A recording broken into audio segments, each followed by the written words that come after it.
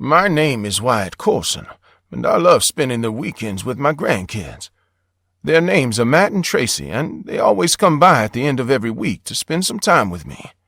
We usually spend these days at the park having fun, and one thing that we always do after a long day of playing around is to go eat at the nearest McDonald's. Just like everyone else in the United States, my grandkids are obsessed with the notorious Happy Meals, and while I always take them to get their meals, I find myself getting tense because every time I walk through the doors of a McDonald's restaurant, I get shivers up my spine. Now, I'm sure you're wondering, what could I possibly be afraid of in a McDonald's restaurant? But the thing is, I've always felt like this since that fateful incident. It happened on the 9th of November, 1955. I was 22 years old at the time, and if I'm remembering correctly, I had recently gotten a job as a taxi driver. My job took me all over Downey, as I would spend the whole day driving people around, and I would always come back late at night. That day, I was supposed to take a woman to a friend's house.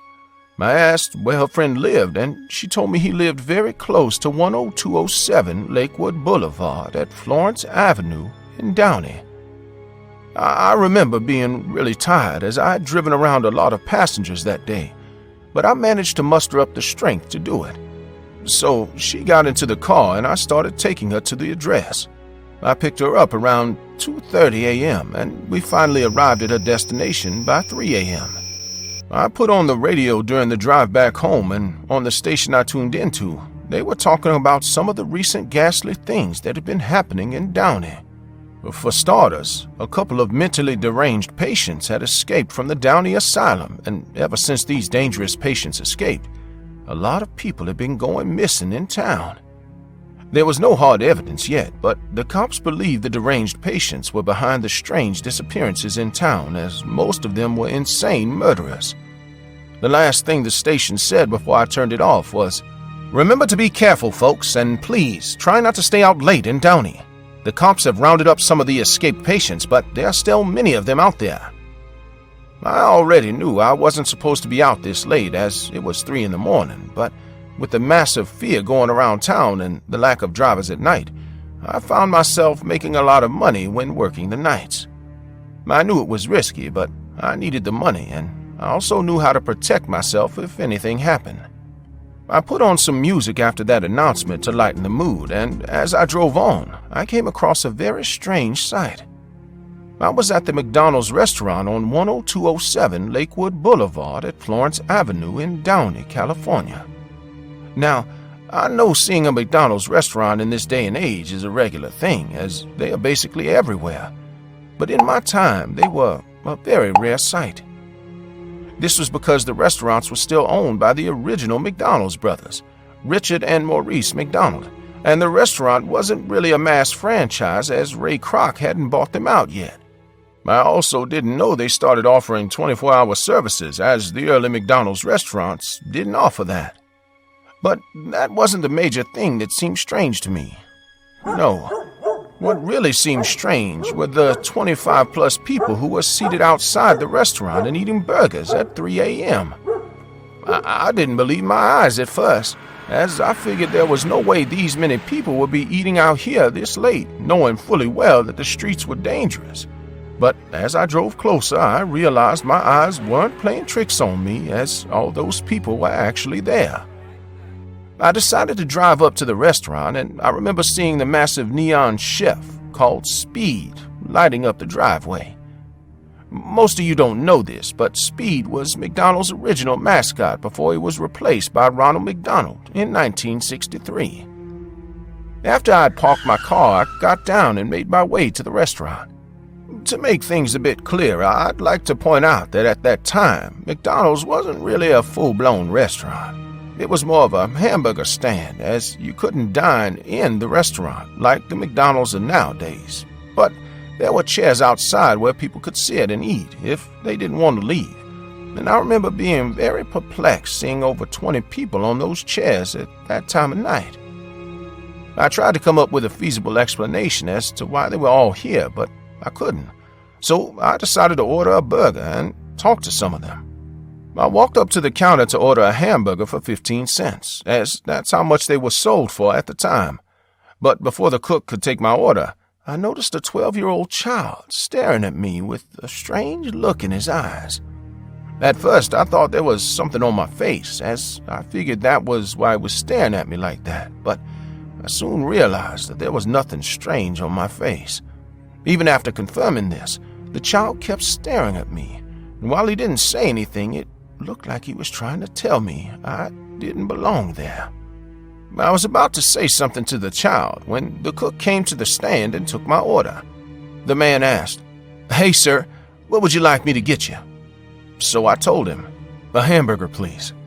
The cook then said, "And would you like a 20-cent milkshake to wash that burger down?" So I replied with, "Yes, you can add a milkshake." As the cook went to get my order, I noticed something very odd in the hamburger stand. The cook was the only one there. I had been to a McDonald's hamburger stand before, and there were usually 2 or 3 people working the stand, so seeing him doing everything alone seemed strange to me. When the man came back with my burger and milkshake, I tried to make some small conversation, so I asked him, "I didn't know McDonald's started working at night. Is this new 24-hour service here to stay, or is it just a one-night thing?" I noticed the cook got really nervous when I asked him this question, as he started to stutter. No, it's not a 24-hour service thing. I just work the late night shift sometimes." I could tell he was hiding something now, so I said, "Well, it's a pretty busy night for you, having all these people out here at 3 in the morning. Immediately, as I finished my sentence, the cook froze. His eyes were bulging red now as he looked me dead in the eyes and said, "You can see him too?" Shocked at his response, I backed away from the counter. I thought he was playing a sick prank on me at first, but before I could respond, I heard the sound of police sirens.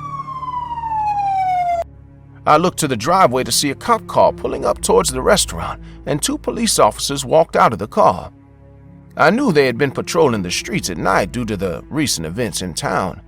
I opened my mouth to greet the officers, but before I could say anything, one of the officers said, "What are you 2 doing out here by this time? We didn't know McDonald's started working at 3:45 in the morning." His statement made me confused as I wondered why he used the words "you too" when over 25 people were sitting at the restaurant. I wanted to ask the officer what he meant when he said, "License and registration, please."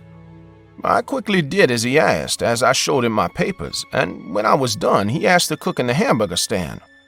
Unlike me, the cook didn't give his papers to the officers, so he was asked to step out of the stand. But the cook refused, so the officer pulled out his gun and said, "Please, step out of the hamburger stand, sir. I'm not going to ask you again." And with no other options, the cook did as they asked. Immediately, as the man stepped out into the driveway, I saw a look of realization on the police officer's face as he shouted, "It's him! It's Tim Miller! I've just found one of the most dangerous mental patients that escaped from the asylum." After this statement, the officer immediately went to restrain the man, with his other colleague coming to assist him, and as this bizarre arrest went down, I noticed another very strange thing that didn't make sense. For starters, the 25-plus people that were sitting and eating their burgers didn't show any reaction to what was going on. And that was very strange to me, as every normal human being would show some reaction after finding out that it was an escaped mental patient that just made the food they were all eating. But they didn't care, to be honest. It seemed like they couldn't see what was going on, as they just kept chatting and eating. As the cops dragged the man called Tim Miller away, he started to scream, "I'm not crazy! I'm not crazy! He can see them too!" The officer who took notice of this then walked up to me and said, "Are you with this man? Are you also an escapee? What is he talking about?" I was scared now, so I said, "No, officer. I just arrived here like all these other people." The cop, who was visibly confused, raised his gun at me and said, "What other people? There's no one here. Are you sure you're not one of the mental patients?" The other officer who had put Tim Miller in the car then told his colleague, "Even if he is an escaped mental patient, I don't think he'd tell you, Frank. He's clearly crazy, so Let's just take him in and confirm it at the asylum. I was annoyed now, so I said, "What do you mean there aren't other people? Can't you see them right here, eating burgers?" The cop was convinced I was crazy now, as he told the other officer to restrain me, but before they could, I shouted, "What is wrong with you people? Can't you see the 12-year-old boy standing here?" And as I touched the boy's shoulder to make my point, I felt shivers go up my spine. The child's skin was as cold as ice, and immediately I touched him. Each and every one of them stopped eating and looked at me. I instantly took my hands off, as I knew full well what I touched wasn't human. His skin wasn't supposed to feel like that, and as my mind struggled to make sense of what was going on, all the 25 people vanished before my very eyes. That was my breaking point as I fell to the floor screaming. The cops, who were convinced I was crazy, now restrained me and took me in. I didn't blame them because, even though I knew I wasn't a mental patient, I had completely lost my mind at that moment. I was taken to the Downey Asylum that night, and the staff confirmed to the police that I wasn't one of the mental patients who had escaped. But even though this was cleared up, the cops still insisted that I had clearly lost my mind and I should be checked in. I spent my days with numerous psychologists, and I told them everything that happened that night. Not many of them believed me, and the ones who did asked me to give a detailed description of the people I saw. Shockingly enough, all the descriptions of the faces I could remember matched the ones of many people that had gone missing in Downey. The case baffled both the cops and psychologists as they wondered why I saw those missing people that night. People who the two police officers assured everyone weren't there. Investigations were carried into the matter, and it was eventually revealed that Tim Miller, the mental patient who was caught on that night, might have been behind their disappearances. For starters, the man suffered from a peculiar case of alternate personality disorder. He had 4 different character traits, one of them being a cook, and another being a violent killer. The cops believed Tim had broken into that McDonald's restaurant after hours and posed as a cook to lure in potential customers. They then theorized that after serving them their food, Tim would switch personalities and kill each and every one of them, a fate that I might have met that night. The McDonald's restaurant further proved this claim as they confirmed they had reported a used kitchen whenever they arrived in the mornings, and they also said they didn't know who Tim Miller was. McDonald's further stated that they also didn't offer 24-hour service at this time. While this theory seemed like the best possible option, none of these claims were ever confirmed, as the supposed perpetrator was deemed mentally insane. So his words and confessions weren't clear, and the bodies of the victims were never found. No feasible explanation was also given as to why I saw those people, and after a year of undergoing treatment, I was released back into the real world. Even at 89 years of age, I can still remember that night very clearly. That particular McDonald's still stands to this day in Downey as it escaped modernization. The McDonald's restaurant still didn't offer 24-hour service after this incident, and it wasn't until they were bought out by Ray Kroc that a few branches started offering the service in the year 2002, nearly 47 years after this incident. I know it's been a very long time since it happened, and I kept quiet about it as I didn't want anyone to see me as a crazy person. This is why I always get shivers every time I walk into a McDonald's restaurant, as I sometimes see people that I believe don't belong there. I try to brush off that strange feeling as I don't want to be called crazy. But deep down, every time I pass that particular McDonald's restaurant in Downey, I always wonder if those missing people still appear there every night to order a Happy Meal, just like the rest of us. This story was taken from the personal diary of my father, Wyatt Colson. I'm his daughter, Jeanette Colson, and sadly, Wyatt passed away recently. I found this in his diary when I was clearing out his things, so I decided to share his story with the rest of the world. As a chief magazine editor, I am always working extra hours in my office. I enjoy my work and hardly ever complain about work pressure. However, this also means I barely get time to cook lunch or dinner. There is a McDonald's a few blocks ahead of my office. I usually visited it at least 4 to 5 times a week. I mean, who doesn't love a cheesy burger on a weekday? But I've always had this odd feeling of being watched since the moment I stepped in. Until today, it's not stopped. So, it all started 3 years ago when I took up this position. I knew it was going to be a demanding role, but it promised the professional exposure I wished for. I still remember the first time I walked through the double doors of the McDonald's. The distinct smell of freshly brewed coffee, cheeseburgers, and a set of eyes followed me throughout the room. I ordered my food and sat at the last table beside the window, looking at the hustle and bustle of the street while I enjoyed my snack. Sometime later, I was sipping my Coke when the hair on the nape of my neck rose, and I felt the weird stare again. From the moment I entered the McDonald's, I felt as if someone was keeping a watch on me. For the first time, I scanned the store and spotted an old, creepy-looking man sitting on a table near the fire exit. He was not eating anything, just sitting at the table and staring at me.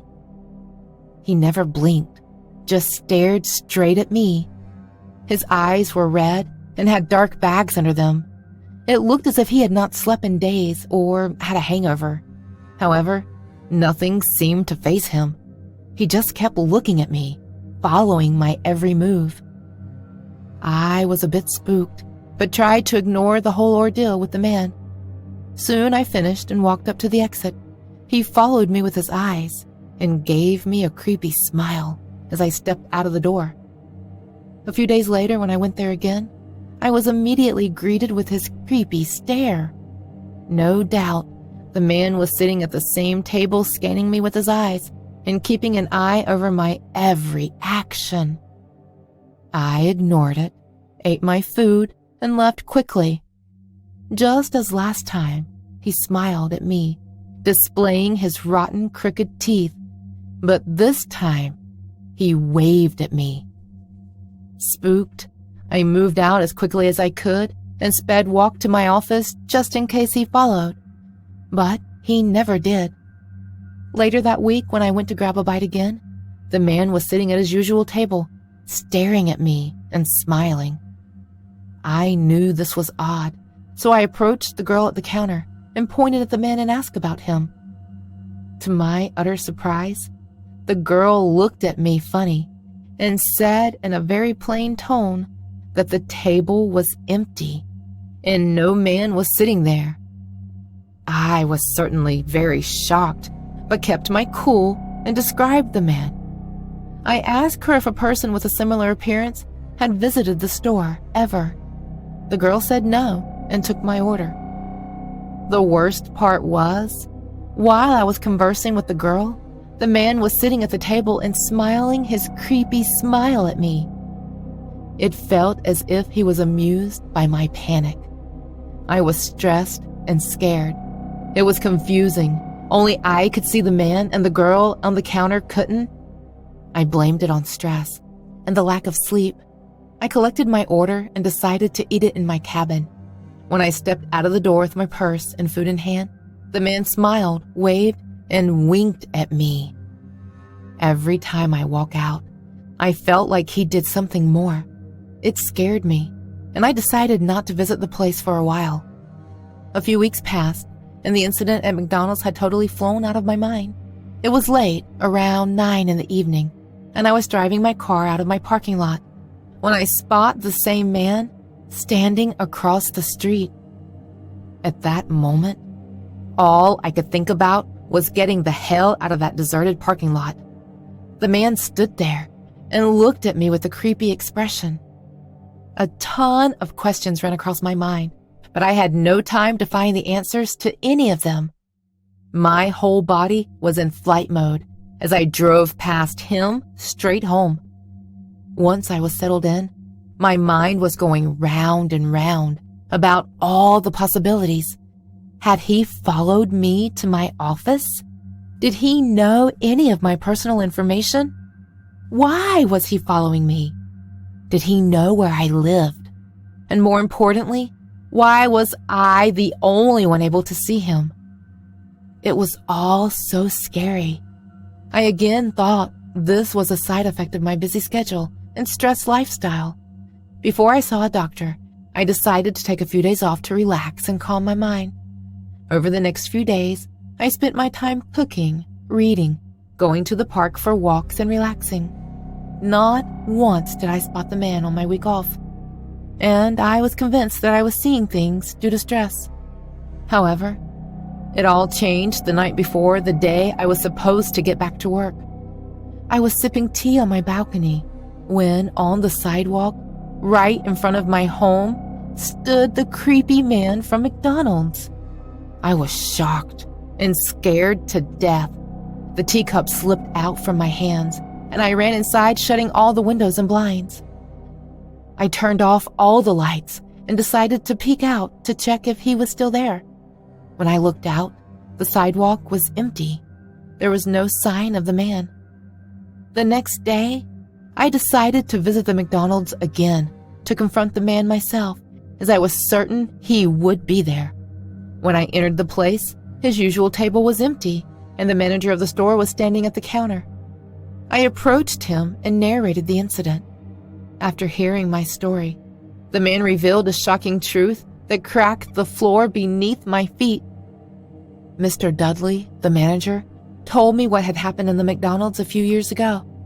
He said, "When this place was newly opened, we had a few factory workers visit us regularly for lunch. The man you described was one of them. One afternoon during the lunch rush, we had 3 masked men come in and rob this place. The workers tried to unarm the masked robbers, but by the time the cops were called, one of the robbers had shot this man, and he died on the spot. It was a hit-and-run case. The masked men were never found. The worker never got his justice. Many customers before you had claimed to see the man smile and follow them around." I had no idea what to say to him. What should I do, Mr. Dudley, for the man to stop following me? "Honestly, I don't know what you should do. The people who had claimed to see the man never visited here again, so I know nothing of this matter or what happened to them." The spirit of a dead worker was following me. It seemed to get one step closer every time I saw it. What do you guys think I should do? Why did the spirit choose to follow me? What must have happened to the people before me? And most importantly, how will this end? As it still follows me, I sometimes see it in the lobby of my office, in the park, below my window, and many other such places. What should I do to make it stop?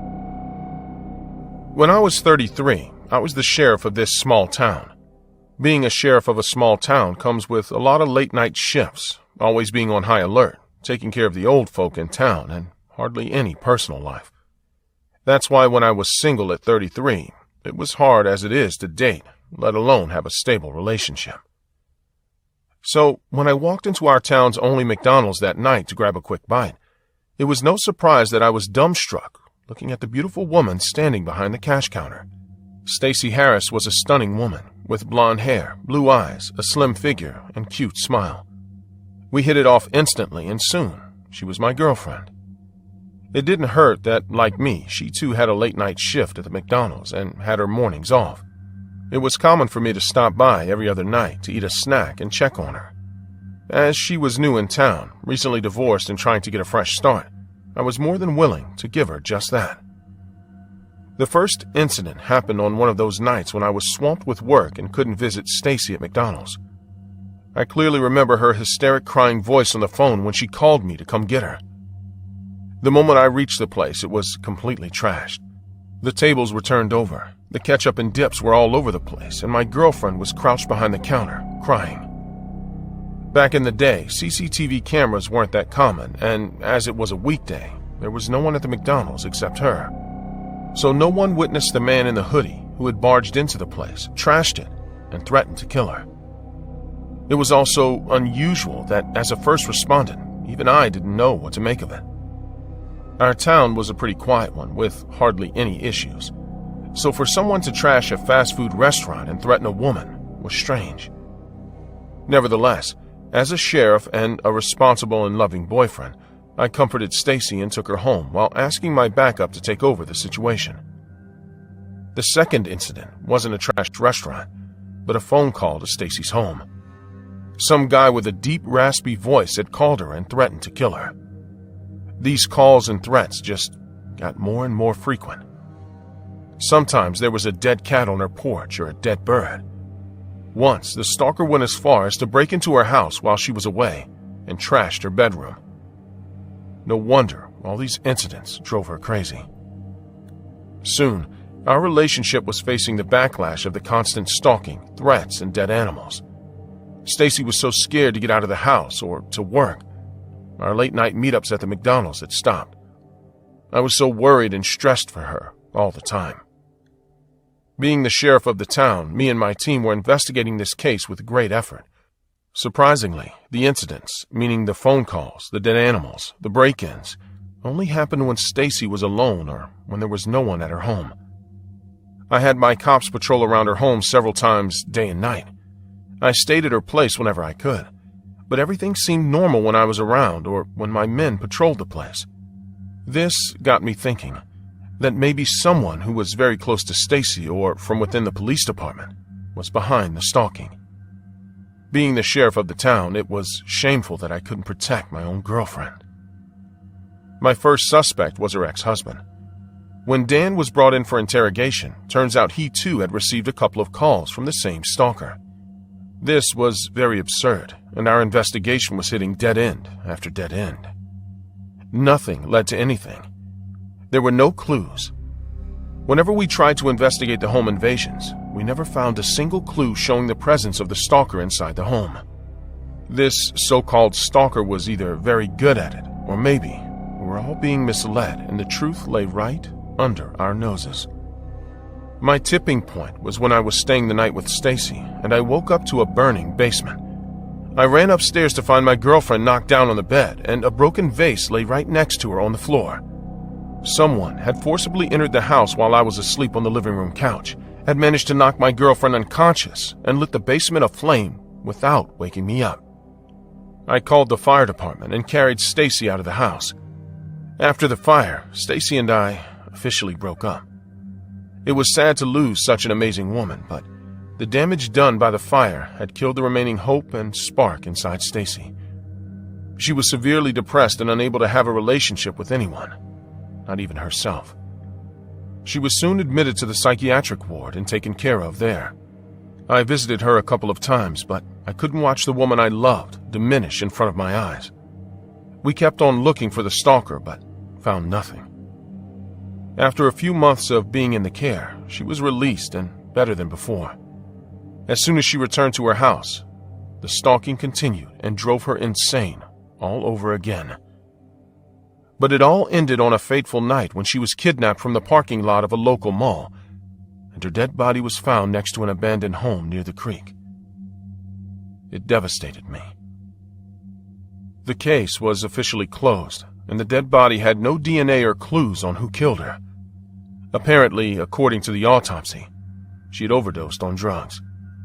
But Stacy did not do drugs at all, and I knew that for sure. It still brings me to tears thinking about her death and how she might have struggled. The death of Stacy Harris somehow made it to national TV, and all the theory, speculations, and information about it was broadcasted to the world to see. The FBI stepped in next and tried to investigate the case anew. I had almost lost hope when the FBI agents revealed the shocking truth behind Stacy Harris's murder, which shook the whole town and the nation, and most of all, me. The facts that no one had seen the stalker, heard the phone calls, or that there was no DNA of any sort of evidence of a stalker, were proof that there was no stalker. Stacey Harris did everything to herself, as she was a patient of a rare mental disorder called DID, dissociative identity disorder.